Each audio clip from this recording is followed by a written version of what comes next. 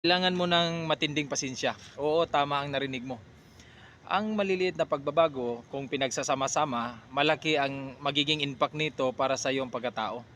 Halimbawa na lang, kung dati ay nagsisigarilyo ka at ngayon itinigil mo na. Dahil nakita mo na hindi ka lang nagsasayang ng pera, pwede pa itong sanhi ng mga sakit na makakasagabal sa pag-abot ng mga pangarap mo. Simpleng bagay lang ito, pero kung pansinin mo, hindi ka lang nakatipid ng pera, nakaiwas ka pa sa posibleng panganib na maidulot nito sa katawan mo. Sinasabi ko palagi, hindi mo makukuha ang success overnight. Pero kung gusto mo talagang maging success sa buhay, maliit man o malaki ang pagbabago, hintayin mo lang ang magiging epekto nito dahil sinisigurado ko sa iyo, hindi sayang lahat ang mga ito.